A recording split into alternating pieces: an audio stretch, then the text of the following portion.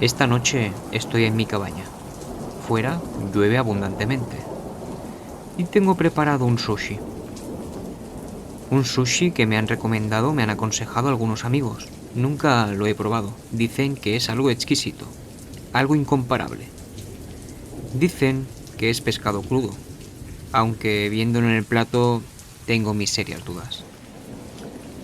Hoy os traigo a Issei Sagawa.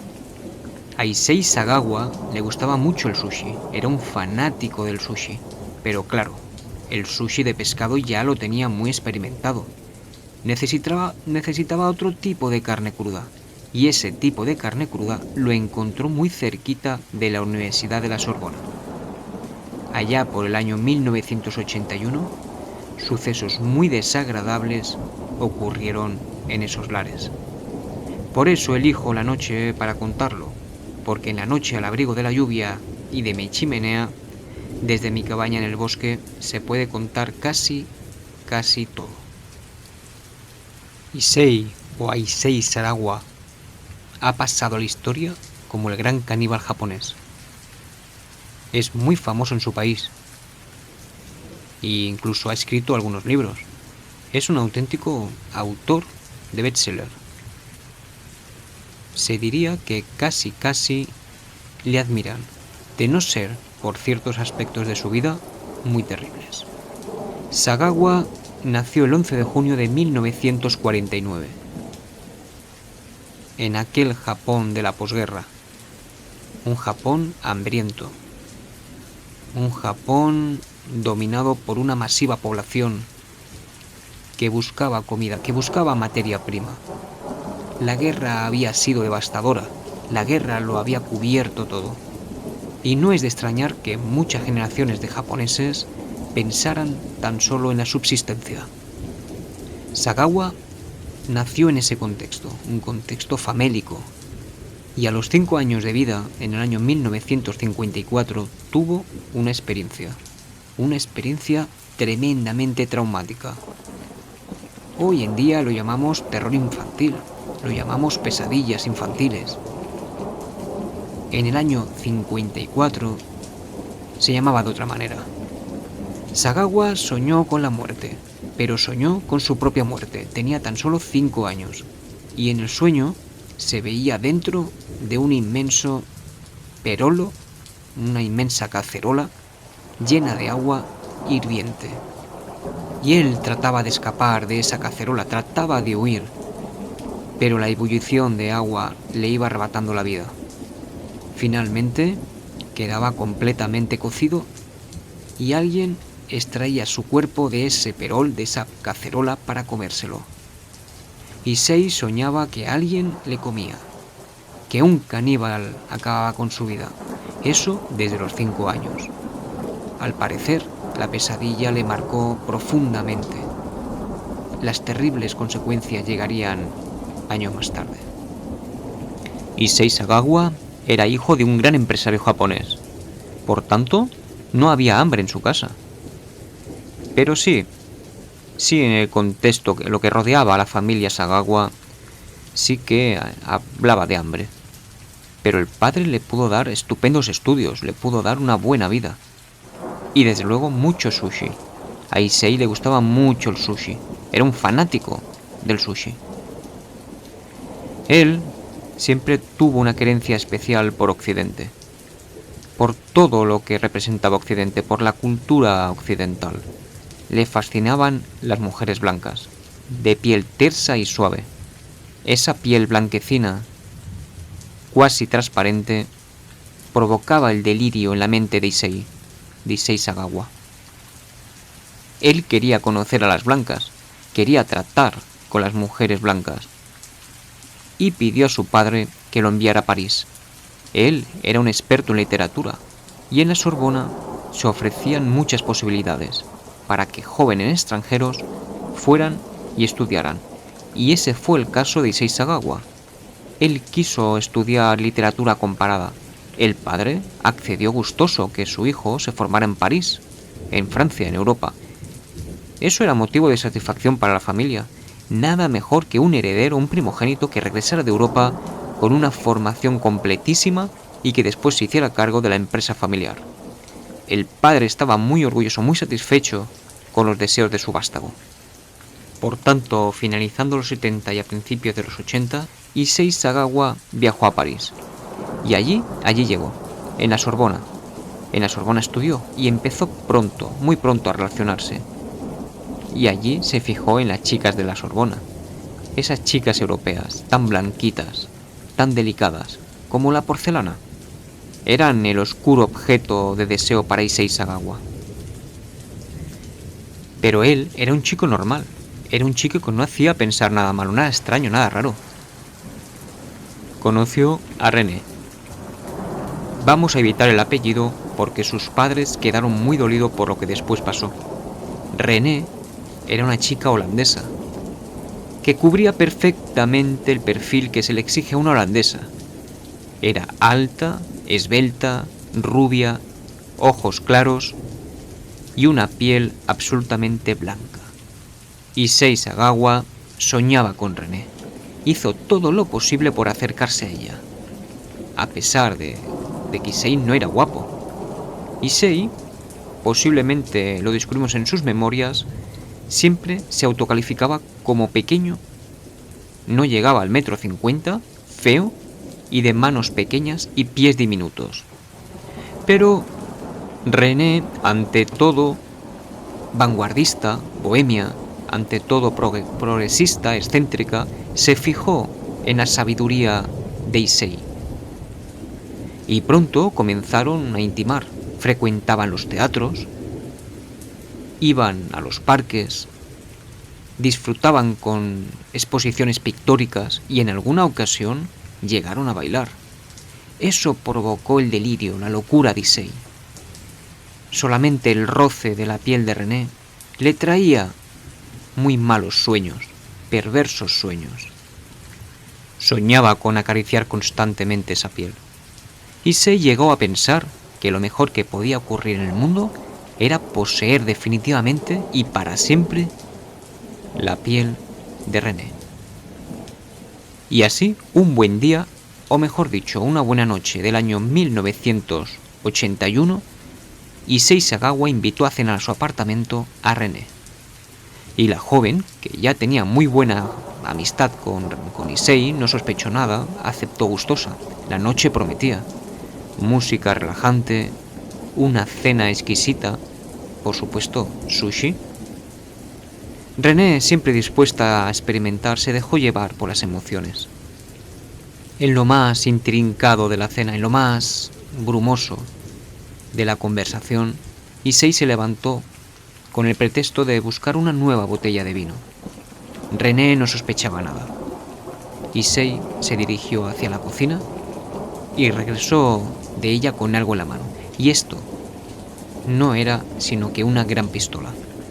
La preparó en un segundo, la acercó al cuello largo y estilizado de René y le pegó un tiro.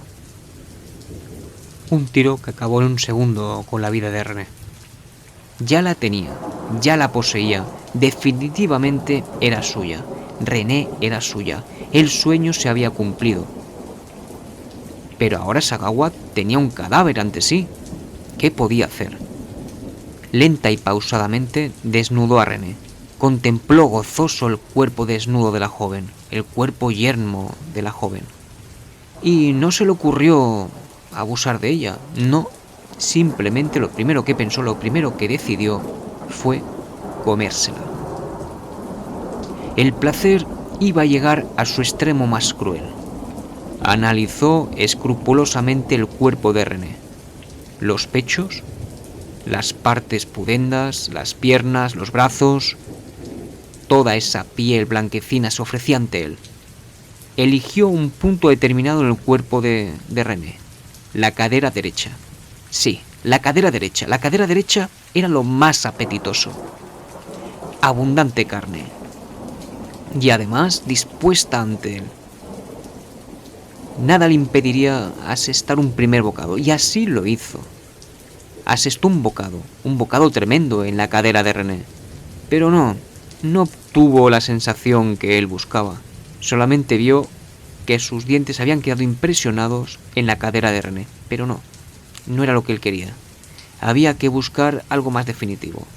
Rápidamente fue a la cocina, sacó su cuchillo más afilado y lo clavó en esa cadera. Con el cuchillo recorrió un tramo de la cadera, sacó un trocito de carne y ese trocito fue a parar a su boca. Se lo introdujo en la boca y ahora sí, qué sensaciones, qué placeres. Se deshacía en mi boca, afirmó posteriormente. No tuve ninguna sensación olfativa ni gustativa, pero aquello se deshacía como el sushi. Es tremendo, nunca pude pensar que esto fuera tan exquisito. Rápidamente extrajo otro trocito de René, y así fue comiendo, uno tras otro. 1 docena, 15, 16... Como ya llegó el atracón, pues decidió guardar su cuerpo recién adquirido y distribuirlo a lo largo de los días. Y durante unos días fue comiendo, fue zampando a la que había sido su amiga René. Cuando acabó con las caderas, pasó a los muslos, luego los senos. En fin, cuando él consideró que ya había acabado con lo que se podía comer, cogió lo que quedaba, cogió los restos de la pobre chica holandesa y los depositó en 2 maletas, en 2 simples maletas. Allí lo dejó todo, los huesos, la cabecita, los piececillos, las manos, todo. Lo dejó en esas 2 bolsas, esas 2 grandes maletas de cartón, y con ellas se fue al bosque de Bolonia, una zona estupenda de paseo de París. En ese bosque de Bolonia hay un lago. En el lago tiró las 2 maletas. Él pensó que nadie la había visto, y efectivamente nadie la había visto. Pero la profundidad del lago no era suficiente, y a los pocos días, una pareja que pescaba furtiva por el bosque de Bolonia descubrió las maletas, y horrorizados contemplaron la escena dantesca que ante ellos se ofrecía. De las maletas salía un pie y una mano. Rápidamente la pareja dio cuenta a la policía y los gendarmes investigaron. No tardaron en acercarse al círculo íntimo, al círculo cercano de René. En ese círculo, por supuesto, estaba Sagawa. Cuando le interrogaron, no tuvo más remedio que reconocerlo todo. Sí, fui yo. Yo la maté. La maté y me la comí. Le detuvieron. Pero aquí viene la historia más curiosa. Para Issei Sagawa. En Francia le juzgaron, pero le juzgaron como demente. No le juzgaron como homicida ni como asesino. Le juzgaron tan solo como demente. Seguramente todo lo que había hecho era fruto de una demencia. Así que no le condenaron como asesino. Simplemente le recluyeron en una institución mental y allí quedó a la espera de noticias. Era el año 1983. Y tenemos a Issei Sagawa en la institución Paul Giraud de París esperando algún acontecimiento. Y este no iba a tardar en producirse. Él estaba horrorizado porque, claro, no se consideraba loco. Él había obrado conscientemente. Él simplemente había buscado el placer y la había encontrado en la carne de René, aquella holandesa tan blanca. Seguramente soñaba con nuevas víctimas, pero por el momento no podía ser. En la institución eran muy rigurosos y no le dejaban salir. Finalmente, Issei Sagawa contrajo una enfermedad, una terrible enfermedad, que no era más que una inflamación intestinal. Supongo que una mala digestión. Le había sentado mal alguna cena.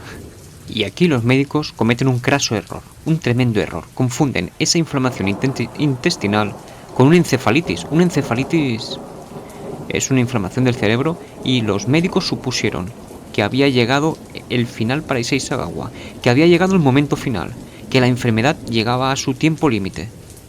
Desde Japón, los padres muy influyentes reclamaron a su hijo. Si iba a morir, es lógico que muera en su tierra. Aquí también será recluido, pero que muera en Japón. Los franceses accedieron y enviaron a Issei Sagawa a Japón, con la promesa firme del gobierno japonés de recluirle en alguna institución mental esperando el fin de sus días. Pero claro, cuando Issei Sagawa llegó a Japón, no murió. no tenía encefalitis. Los médicos franceses se habían confundido y en Japón no se le reclamaba por nada. Tampoco se le reclamaba allá en Francia. Las demandas se habían retirado. Se habían retirado todas las denuncias, suponiendo que a Issei Sagawa le quedaban pocos días. Así que estaba libre, nadie le acusaba de nada. Uno de los caníbales más famosos de la historia por su forma de hacer, porque hay que decir que Issei Sagawa se preocupó de escribirlo todo concienzudamente, describió paso a paso, centímetro a centímetro, el cuerpo de la pobre René. Dijo cómo se comió René, cada parte de su cuerpo, cada miembro, cómo fue extrayendo aquellos trocitos de carne. Lo contó todo, todo escrito. Recordamos que era un estudioso de la literatura, y él quería ser escritor, por tanto dejó su obra macabra escrita, plasmada en un papel. Pues aquí lo tenemos, en esta institución mental de Tokio, esperando noticias. Su padre, ya os digo, muy influyente, movió todos sus hilos, todo su poder, para sacar a su hijo de aquella institución mental. Mientras tanto, la historia de Issei Sagawa había recorrido todas las calles, todas las ciudades japonesas. El célebre dramaturgo Takwa había escrito un libro en 1983 contando la historia que se llamaba Cartas a Sagawa. Fue un bestseller, se vendieron más de 300.000 ejemplares en muy poco tiempo. El propio Issei Sagawa se animó a escribir su historia, su propia historia, se llamaba En la niebla. Allí contaba su paso por las instituciones mentales, por la japonesa y por la francesa, y dedicaba nada más y nada menos que 40 páginas a contar el horror, la atrocidad que había cometido con la pobre René. 40 páginas. Fue el delirio de la sociedad japonesa. En un mes, en tan solo un mes, vendió más de 200.000 ejemplares. Todos querían saber cómo había sido aquel festín que se había dado Issei Sagawa. Empezó a ser muy popular. Todos querían conocerle, todos querían entrevistarle. Ocurre mucho con estos psico-killers, ¿verdad? Pues también con los caníbales. El canibalismo ejerce auténtica fascinación en el ser humano. Aquello de ¿a qué sabe la carne humana, verdad? Pues Issei Sagawa lo sabía, y encima lo contaba. Llegaron nuevas obras, nuevos bestsellers, se estaba haciendo de oro, se estaba haciendo auténticamente de rico. Finalmente escribió un artículo que fue muy aclamado porque además en Japón valoraban muchísimo su estilo literario. Decían que era muy buen escritor. El artículo en cuestión se llamaba Me la comí por fetichismo. Hubo un auténtico escándalo. Estuvieron incluso al borde del conflicto diplomático cuando en una televisión alemana invitaron a Issei Sagawa a contar su historia. Era un canal muy difundido por millones de telespectadores, por 9 millones de telespectadores, y allí fue en el año 92 a contar su historia. Después de todo esto, después de los escándalos, Issei Sagawa se dedicó a escribir una antología del canibalismo.